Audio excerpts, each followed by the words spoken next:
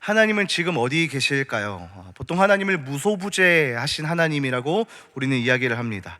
어떤 뜻입니까? 하나님이 계시지 않는 곳은 단 한 군데도 없다라는 뜻이죠. 시 공간을 초월하신 하나님께서는 우리가 있는 곳에는 늘 함께 하십니다. 지금 이 예배 자리, 이 기도의 자리에도 함께 하시고, 집에서도 함께 하시고, 일터에서도, 심지어 우리가 죄를 짓는 그 순간에도 하나님은 여전히 우리와 함께 하십니다. 인간이라는 존재를 설명할 때 하나님을 빼놓고 설명하기란 불가능합니다. 그러나 때때로 우리는 하나님이 부재하신 하나님인 것처럼 느낄 때가 있습니다.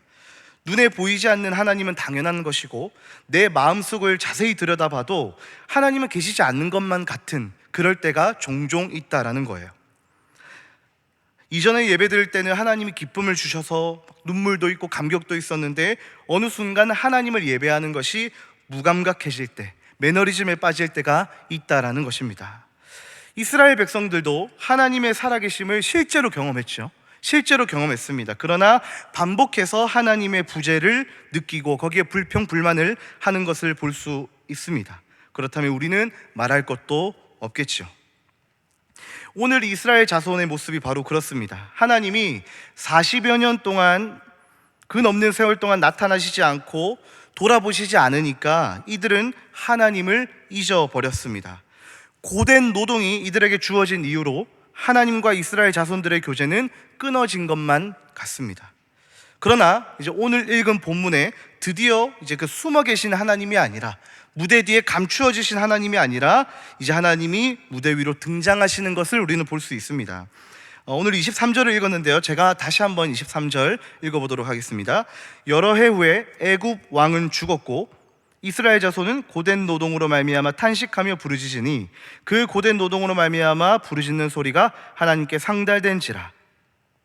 여기서 하나님이 나오는데요, 출애굽기 2장에서 모세의 이야기만 줄곧 나오다가 이제 23절에서 처음으로 하나님이 등장합니다. 23절은 여러 해 후에 애굽 왕은 죽었다라고 시작하는데요, 여러 해 후에 애굽 왕은 죽었고 라고 시작합니다. 여기서 여러 해 후에라는 말은 NIV나 LSV에 수없이 많은 날들이 흐른 후에 또는 오랜 세월이 지나고 라고 번역되어져 있습니다. 또한 특별히 사도행전 7장 30절에 보면 이런 말씀이 있는데요, 40년이 참에 천사가 시내산 광야 가시나무 떨기 불꽃 가운데서 그에게 보이거늘.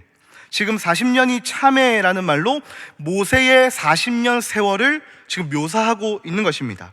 여기서 40년이 찼다라는 말이 나오는데요, 여기서 찼다라는 표현은 어떤 의미가 있느냐, 하나님의 예언이나 약속들을 성취하다, 그냥 시간이 흘렀다가 아니라 하나님의 예언이나 약속들을 성취하다라고 그런 의미가 있다라는 거예요.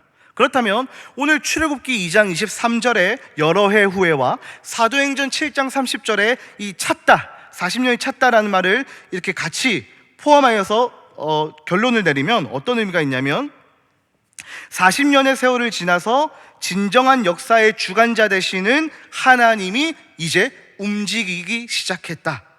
이제부터 하나님의 예언과 약속들이 성취될 것이라는 복선 역할을 여러 해 후에, 이 말이 지금 담고 있다는 것입니다. 그리고 여러 해 후에 애굽 왕은 죽었고 라고 나오는데요, 이 말이 더 부각시키고 있습니다. 여기서 애굽 왕은 죽었고라고 나오는데요, 애굽 왕이 죽어서 지금 애굽 왕이 없는 상태를 말하는 것이 아닙니다. 다만 왕이 바뀌었다라는 것을 우리에게 얘기해 주고 있습니다. 여기서 우리는 역사적 배경을 조금 이해할 필요가 있는데요, 제가 사진 한 장을 준비했습니다. 사진을 보시면서 그냥 따라오시면 될 것 같습니다. 출애굽기 1장에 보면 요셉을 알지 못하는 새 왕, 창세기가 끝나고 출애굽기가 이제 시작될 때 요셉을 알지 못하는 새 왕이 등장하는데, 이 왕이 바로 투트모스 1세입니다. 이 왕은 우리가 잘 아는 바 히브리인들에게 힘든 노동을 시키고 어떻게 했습니까? 히브리 남자아이를 모두 죽이라 고 명령한 왕이 바로 이 투트모스 1세입니다. 그때 갈대 사이에서 모세를 발견하여 키운 여인이 바로의 딸이죠. 즉 투트모스 1세의 딸 하셉투스입니다. 그리고 투트모스 1세에 이어서 이제 2세 그리고 3세가 왕위를 계승하게 되는데요, 중간에 투트모스 2세는 10년 정도를 통치하다가 일찍 요절하게 됩니다. 이후에 이제 투트모스 3세가 왕위를 계승해야 하는데 나이가 또 너무 어렸고, 그리고 투트모스 2세인 아내였던 하셉투스가 있기 때문에 하셉투스가 섭정을 하게 됩니다. 자, 정리하면 하셉투스가, 그러니까 바로의 딸이 하셉투스입니다. 하셉투스가 22년을 통치하고 물러난 뒤에 자연스럽게 투트모스 3세가 이제 통치권을 가지게 됩니다. 그리고 출애굽기 2장 15절에 보시면 이렇게 말씀이 기록되어 있는데요.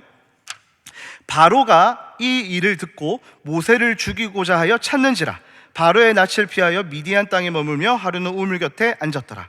자, 여기서 바로가 이 일을 듣고 모세를 죽이려고 합니다. 여기서 나오는 바로가 바로 투트모스 3세입니다. 투트모스 3세는 아마 하셉투스가, 그러니까 바로의 딸이 모세에게 왕위를 계승하고 싶었다는 것을 알았던 것 같아요. 모세를 내 아들처럼 아꼈지 않습니까? 하셉투스가. 그러니까 이 투트모스 3세가 시기와 질투와 어떤 열등감으로 모세를 바라봤지 않겠습니까?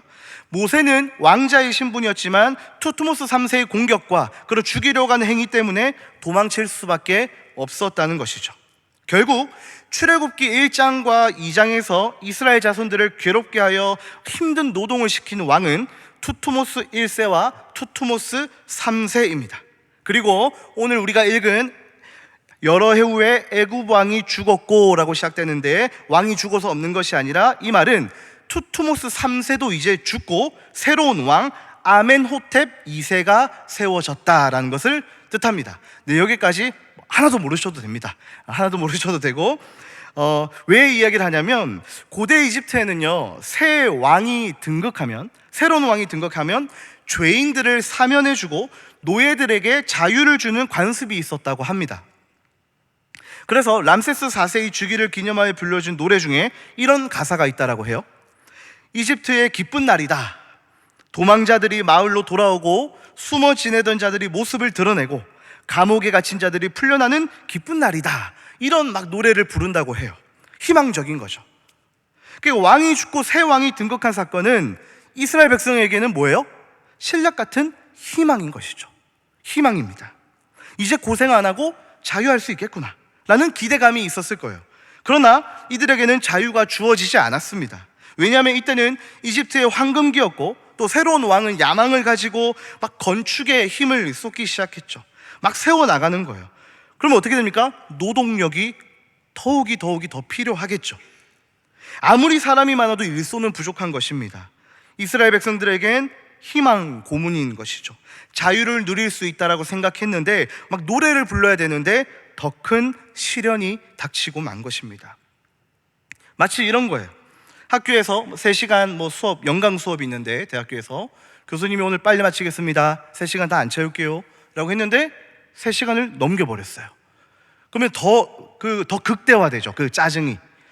또 이런 겁니다. 제가 예를 들어 말씀을 정리하겠습니다 했는데 그 말씀 정리가 한 20분 정도, 30분 정도 된다면 아마 성도님들 표정이 안 좋아지실 것 같아요.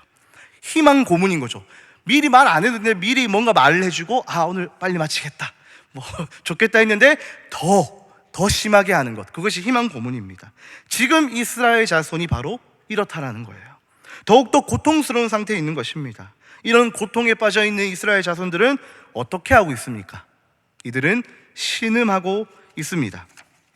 23절을 다시 한번 보면요, 여러 해 후에 애굽 왕은 죽었고 라는 말씀을 살펴봤고, 그 뒤에 보면 이스라엘 자손은 고된 노동으로 말미암아 어떻게 합니까? 탄식하며 부르짖으니 그 고된 노동으로 말미암아 부르짖는 소리가 하나님께 상달된지라.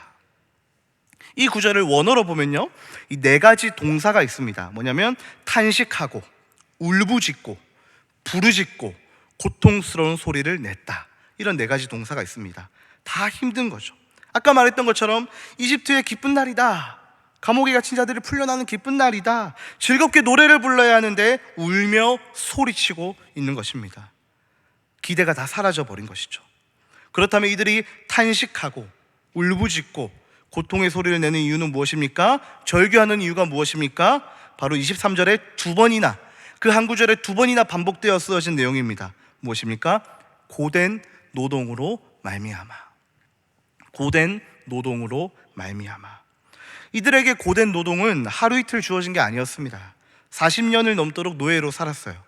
이스라엘 자손에게는 단 하루도 맘 편히 지낼 날, 기쁜 날이 없었을 거예요. 노예로 살아가는데 행복을 바란다는 건 모순입니다. 이들에게 주어진 고된 노동은 도대체 어떤 일이었을까요? 출애굽기 1장에서 너무나 잘 묘사해주고 있는데요. 1장 11절에 감독들을 그들 위에 세우고 그들에게 무거운 짐을 지워 괴롭게 하여 그들에게 바로를 위하여 국고성 비돔과 라암셋을 건축하게 하니라. 그리고 13절이요, 이스라엘 자손에게 일을 엄하게 시켜, 14절입니다, 어려운 노동으로 그들의 생활을 괴롭게 하니 곧 흙 이기기와 벽돌 굽기와 농사의 여러 가지 일이라. 그 시키는 일이 모두 엄하였더라. 계속 엄하다, 괴롭게 하다라는 말이 반복되어서 표현되고 있습니다.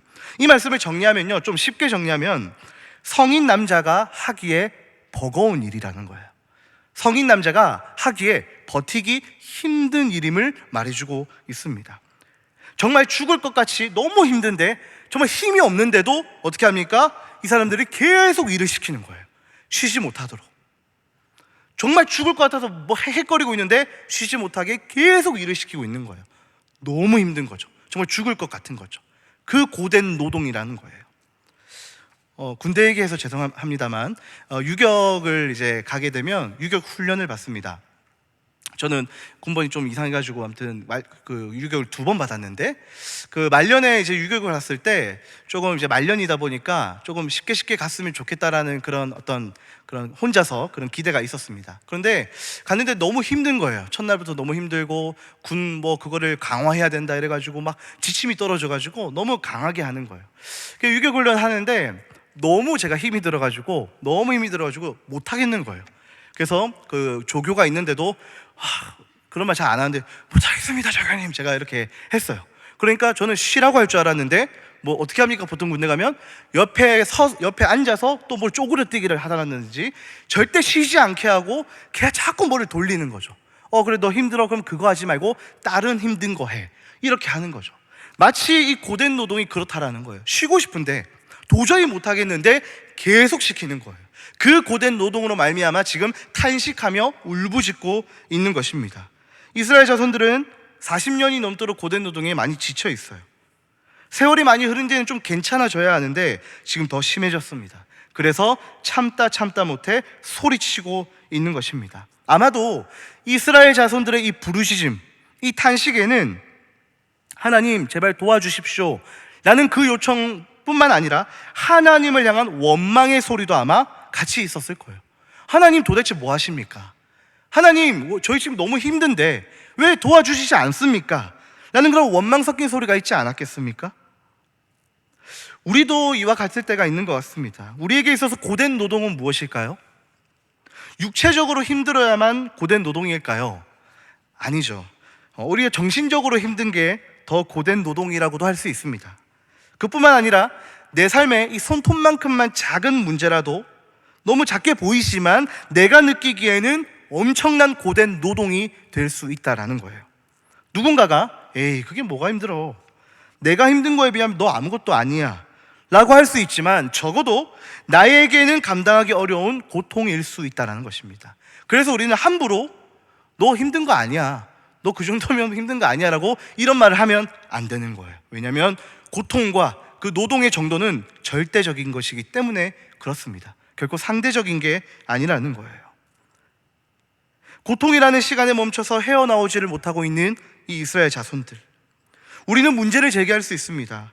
아니 하나님의 백성이라면 하나님이 건져내 주셔야 되는 거 아닌가? 신앙생활을 하면 할수록 형편이 좀 나아져야 하는 거 아닌가? 우리는 충분히 그렇게 생각할 수 있습니다. 이제는 이 문제 좀 해결하고 싶은데 도무지 해결되지 않고 더 큰 어려움에 봉착할 때가 한두 번이 아닙니다. 빨리 해결돼야 되는데 골마서 더 터질 때가 많다라는 거예요. 진로 문제, 가정의 문제, 관계의 문제, 직장의 문제가 우리에게 다 고된 노동과 같이 여겨질 때가 있다라는 거예요. 하루라도 빨리 벗어나고 싶은 마음뿐입니다. 바로 왕이라고 하는 이 세상은 우리를 끊임없이 괴롭히고 있습니다. 그렇게 내몰리는 상황 가운데 우리가 할 수 있는 반응은 무엇입니까? 바로 이스라엘 자손들처럼 하나님을 찾는 것밖에는 없다라는 거예요. 탄식하며 부르짖으며 주님을 찾는 것밖에는 없다라는 것입니다. 그게 원망이어도 좋아요. 가만히 있는 것보다 오히려 원망하며 부르짖는 편이 더 낫다라는 거예요. 마치 시편 기자의 고백과 같이 우리는 외쳐야 합니다. 어떻게 외쳐야 합니까? 시편 13편 1절에 여호와여 어느 때까지일까? 나를 영원히 잊으시나이까? 주의 얼굴을 나에게서 어느 때까지 숨기시겠나이까? 그리고 시편 35편 17절 주여 어느 때까지 관망하시려 하나이까? 내 영혼을 저 멸망자에게서 구원하시며 내 유일한 것을 사자들에게서 건져 주십시오. 주여 어느 때까지 내가 이렇게 살아야 합니까? 주님 너무 힘든데 왜 좀처럼 나는 나아지질 않습니까? 라고 우리는 원망 섞인 기도라도 드릴 수 있어야 한다는 것입니다. 하나님은 자기 백성이 가만히 침묵하는 것을 원하시지 않습니다. 뭐라도 하기를 원하시는 것이죠. 우리는 때때로 문제나 어려움 앞에 침묵하거나 현실을 도피하는 경우가 많이 있습니다. 시간이 지나면 괜찮아지겠지, 해결되겠지, 가볍게 넘어갈 때가 꽤 많이 있어요. 그러나 하나님은 우리가 그렇게 수동적으로 있는 것을 원하시지 않습니다. 하나님은 우리가 당신 앞으로 나오기를 원하시고 내 마음에 있는 소리를 외쳐서 그분 귀에 올려드리기를, 듣기를 원하신다라는 거예요. 그렇게 할 때 하나님은 어떻게 반응하십니까? 우리가 하나님 앞에 탄식하며 부르짖을 때, 도와달라고 호소할 때 하나님 어떻게 반응하십니까? 가만히 앉아 계십니까? 아니지요. 오늘 본문입니다. 24절, 25절입니다. 우리 함께 한번 읽어보도록 하겠습니다. 24절, 25절 하나님이 어떻게 반응하시는지 시작. 하나님이 그들의 고통 소리를 들으시고 하나님이 아브라함과 이삭과 야곱에게 세운 그의 언약을 기억하사 하나님이 이스라엘 자손을 돌보셨고, 아멘. 이스라엘 자손들은 하나님이 우리의 기도를 들으시는지, 우리를 보고 계신지, 왜 그토록 숨어 계시는지 원망 섞인 고백을 했습니다. 그러나 이 말씀을 통해서 우리가 알 수 있는 것은 하나님은 단 한 번도 자기 백성을 외면한 적이 없으셨다라는 거예요. 하나님은 단 한 번도, 하나님의 시선은 단 1초라도 그들에게서 뗀 적이 없으셨다라는 거예요. 느헤미야 9장 9절에는 이렇게 얘기합니다. 주께서 우리 조상들이 애굽에서 고난받는 것을 감찰하시며 홍해에서 그들의 부르짖음을 들으시고, 그러니까 우리 주님은 조상들이 지금 한참 지나서 하는 얘기잖아요. 그 애굽에서 당한 고난을 어떻게 하셨냐고요? 감찰하셨다. 주님이 감찰하셨대요. 감찰하셨다는 말은 무엇입니까? 면밀하게 살피고 감시하다는 뜻이 있습니다. 그러니까 하나님은 우리의 희노애락을 다 보고 계셨다라는 거예요. 마치 연중무휴 24시간 CCTV처럼 우리를 보고 계신다라는 거예요.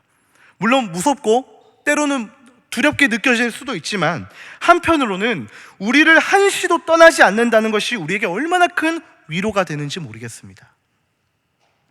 잠언 15장 3절에도 이렇게 기록되어 있죠. 여호와의 눈은 어디서든지 악인과 선인을 감찰하시느니라. 하나님은 자기 백성뿐만 아니라 그 고된 노동을 시키고 있는 악인들, 애굽, 그들도 지켜보고 계신다. 그들도 감찰하고 계신대요.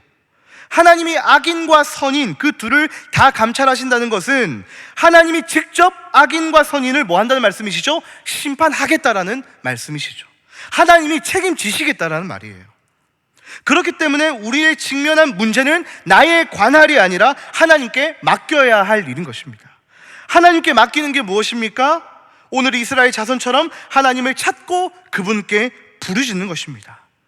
힘들다고 말하는 거예요. 그렇게 할 때 오늘과 같이 하나님 벌떡 일어나셔서 우리 가운데 찾아오시는 것이죠. 하나님께서는 그들의 고통 소리를 들으시고 그들의 고통하는 현장을 직접 보셨습니다.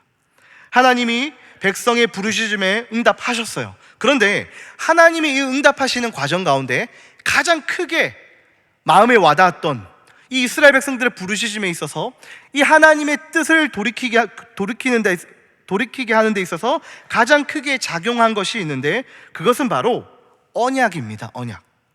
24절을 다시 보면 이렇게 기록되어 있죠. 하나님이 그들의 고통 소리를 들으셨습니다. 그 다음에 뭐라고 나옵니까? 하나님이 아브라함과 이삭과 야곱에게 세운 그의 언약을 기억하사. 자, 고통 소리를 들으시고 바로 하나님은 언약을 떠올리십니다. 언약을. 자, 그 언약의 내용을 우리가 좀 살펴봐야 되는데요, 창세기 15장 13절에 이렇게 되어 있습니다. 여호와께서 아브라함에게 이르시되 너는 반드시 알라. 너의 자손이 이방에서 객이되어 그들을 섬기겠고 그들은 400년 동안 너의 자손을 괴롭히리니. 이 말씀입니다. 그러니까 이미 창세기 때, 창세기 15장에 아브라함의 그 자손들이 고통당하고 고난당하고 고생할 것을 이미 하나님은 알고 계셨다라는 거예요. 언약의 내용 중에 이미 언급하셨습니다. 자, 여기서 너의 자손을 400년 동안 괴롭히리니 라는 말하고 있습니다. 괴롭힐 거야 라고 하는 거예요. 이 괴롭히다라는 말은 아까 제가 고된 노동을 묘사할 때 출애굽기 1장에서 계속 괴롭게 했다고 했죠. 백성들을 괴롭게 했다 했잖아요. 그 말을 할 때 쓰인 단어입니다. 그런데 보통 이 괴롭히다라는 말은요, 구약에서 그냥 원어로 히브리어로 쓸 때 보통은 이 마차르라는 대중적인 히브리어로 쓰인다고 합니다. 마차르, 이게 대중적인 괴롭히다라는 단어가 있어요. 이런 단어가. 그런데 굳이 이 마차르, 흔한 마차르가 아니라 창세기 15장 13절에 써있는 괴롭히리니와 이 오늘 자손들이 겪고 있는 괴롭힘을 똑같은 단어, 마차르가 아닌 똑같은 원어로 쓰고 있다는 것입니다. 지금 뭘 말하고 하는 것이죠? 이스라엘 자손들이 겪고 있는 이 고통은 아까 말씀드렸듯이 하나님의 예언의 성취이며 구속사의 과정 가운데 필수적 요소라는 것입니다. 하나님의 큰 섭리 안에 지금 이 모든 과정이 담겨져 있다는 거예요. 그 언약을 기초로 하나님께서는 응답하고 있다는 것입니다. 특별히 오늘 읽은 25절에 보면 하나님께서 이스라엘 자손들을 돌보셨고 그들을 기억하셨다라고 말씀하시는데요, 여기서 그들을 기억하셨다라는 말은요, 원어로 그냥 그들을 아셨다, 그냥 그들을 아셨다라고 좀 더 정확히 번역할 수 있습니다. 무엇을 아셨다는 걸까요? 하나님이 그들의 고통 소리를 들으시고 내가 너희들을 알아, 내가 너희 알아 라고 얘기하고 있는 거예요. 여기서 월터 브루그만이라는 선생님이 계신데 이 부분에 대해서 너무나 잘 얘기해주고 있습니다. 한번 같이 보시죠. 하나님은 이 노예들이 창세기의 사람들과 연결되어 있다는 것을 아셨다. 하나님은 조상들과 맺은 약속들이 강력한 계획을 통해 반드시 지켜져야 한다는 것을 아셨다. 하나님은 옛 추억들 때문에 약속들이 지금도 지속되고 있다는 사실을 아셨고 옛 기억들 때문에 현재적인 고통과 들려오는 신음소리들도 아셨다. 그리고 아셨기 때문에 반드시 행동해야만 했다. 하나님은 이들의 모든 형편과 사정과 고통을 알고 계셨습니다. 모르고 계셨던 게 아니고 외면한 것이 아니고 잊고 계셨던 게 아닙니다. 잊을 수 없는 게 하나님이 이미 창세기 때부터 약속하신 당신의 말씀이기 때문에 그런 거예요. 이렇게 하나님은 자신이 맺은 언약에 충실하신 분입니다. 그 언약에 매여서 일하시는 분이 우리 하나님이세요. 출애굽기 32장에 보면 모세는 하나님을 좀 어떤 분인지 알았던 것 같아요. 그래서 정말 이렇게 하나님의 그 언약에 매여서 일하시는 것을 너무나 잘 이용이라고 하면 좀 그런데 그렇게 하는 것을 볼 수 있습니다. 32장 13절에 이렇게 기록되어 있습니다. 주의 종 아브라함과 이삭과 이스라엘을 기억하소서. 지금 모세가 하나님 앞에 얘기하고 있는 것입니다. 주께서 그들을 위하여 주를 가리켜 맹세하여 이르시기를 내가 너희의 자손을 하늘의 별처럼 많게 하고 내가 허락한 이 온 땅을 너희의 자손에게 주어 영원한 기업이 되게 하리라 말하셨나이다. 모세는 하나님이 하신 말씀을 그대로 들먹이고 있는 거예요. 하나님, 당신이 하신 말씀 기억하십시오. 당신께서 분명히 이렇게 말씀하셨잖아요. 기억 안 나세요, 하나님? 그런데 어찌 이들을 다 죽이시겠습니까? 살리셔야 되지 않을까요? 하나님 말씀 지키셔야 되잖아요 라고 지금 얘기하고 있는 것입니다. 물론 이렇게 건방지게 하진 않았겠죠. 무튼 모세는 하나님의 입으로 직접 말씀하신 그 말씀을 붙들고 다시 하나님 앞에 기도하고 있는 것입니다. 내 말이 아니라 하나님이 하신 말씀을 붙들고 그걸 그대로 하나님 앞에 다시 올려드리고 있는 것입니다. 하나님이 이렇게 말씀하셨죠. 하나님, 내가 그 말씀을 믿습니다. 그 말씀대로 행하여 주십시오 라고 기도하고 있는 거예요. 이 기도를 들으신, 모세의 기도 들으신 하나님, 그 다음 바로 구절 14절에 이렇게 기록되어 있습니다. 여호와께서 뜻을 돌이키사 말씀하신 화를 그 백성에게 내리지 아니하시니라. 너무 싱겁게 얘기가 끝이 납니다. 바로 뜻을 돌이키셨습니다. 하나님께서. 우리 하나님은 언약의 하나님이십니다. 약속하신 것은 단 하나의 예외 없이, 실수 없이 이루시는 분이 저와 우리 여러분들의 하나님인 줄 믿습니다. 모세의 기도가 우리에게 주는 교훈은 무엇입니까? 우리가 하나님 앞에 나아갈 때에, 기도할 때에 무엇을 붙들어야 하는지를 잘 말해주고 있습니다. 우리는 끊임없이 우리의 문제와 어떤 어려움을 하나님께 고백합니다. 당연하죠. 당연히 기도해야 하고 당연히 고백해야 합니다. 힘들면 하나님 앞에 쏟아내는 것이, 한나처럼 쏟아내는 것이 기도의 정석입니다. 그러나 거기서 절대로 머물러서는 안 됩니다. 우리는 하나님의 말씀을 기억하고 그 말씀을 붙들어 기도해야 합니다. 왜냐하면 하나님은 자신이 맺은 언약에 한없이 매여 있으신 분이기 때문에 그렇습니다. 하나님의 백성인 우리가 하나님의 말씀을 붙들고 그 말씀을 가지고 하나님 앞에 나아가면 하나님은 반드시 신실하게 응답하십니다. 오늘 하나님께서 이스라엘 자손의 부르짖음에 응답하셨죠. 그것은 그들의 부르짖음 때문이 맞습니다. 맞아요. 부르짖었기 때문에 하나님이 응답하셨습니다. 그러나 궁극적인 근거는, 하나님께서 응답하신 궁극적인 근거는 바로 당신이 세우신 언약 때문에, 반드시 그렇게 해야 했기 때문에 응답하신 거예요.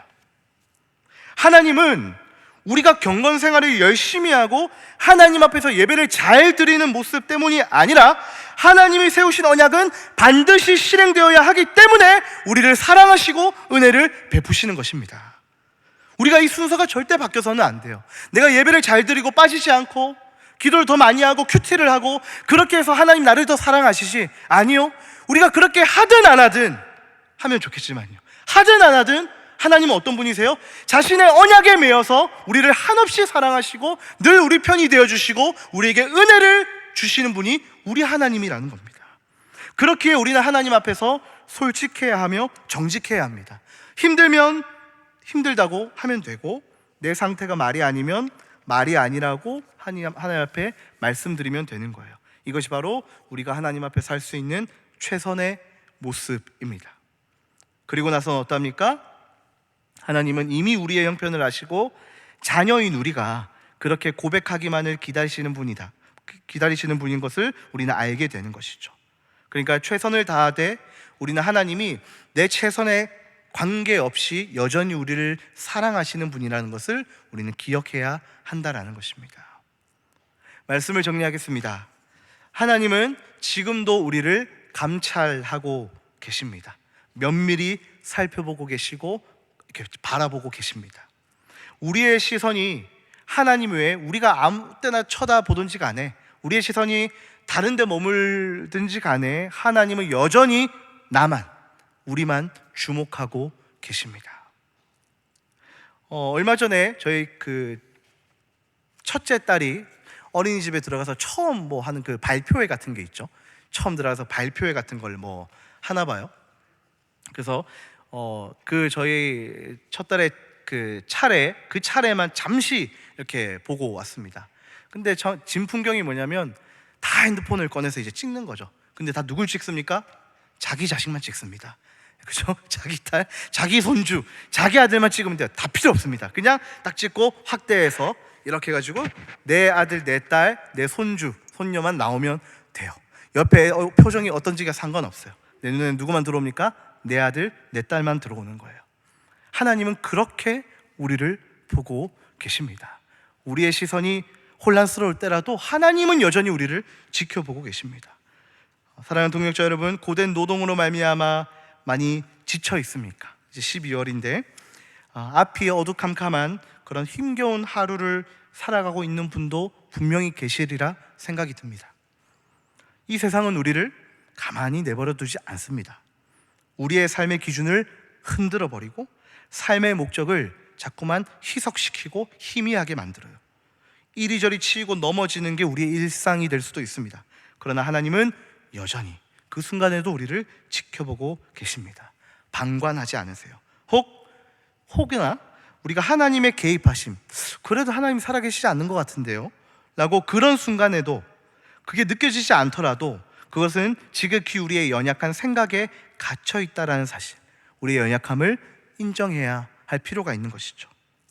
기록된 하나님의 말씀을 우리가 붙들고 살아간다면 우리는 결코 의심의 여지 없이 살아갈 수 있습니다. 하나님의 약속의 말씀을 붙들고 기도하는 자에게는 하나님이 신실하게 충실하게 응답하십니다. 하나님은 우리의 고통의 현장을 보고 계시며 우리의 신음소리를 듣고 계시며 우리의 상황이 어떠한지 깊이 알고 계십니다. 주님은 오늘도 여전히 그 자리에 계시고 우리가 믿음의 눈을 들면 우리 주님은 보일 것입니다. 오늘도 우리가 말씀을 기억하며 우리가 어떻든지 간에 하나님은 여전히 우리를 보고 계시고 우리를 향한 그 구속의 과정, 그 구원의 여정은 절대 실패 없이 완성되리라는 것을 우리가 굳게 붙들고 힘차게 살아갈 수 있는, 또 힘을 내실 수 있는 우리 사랑하는 내일교회 공동체 우리 성도님들 되시기를 주의 이름으로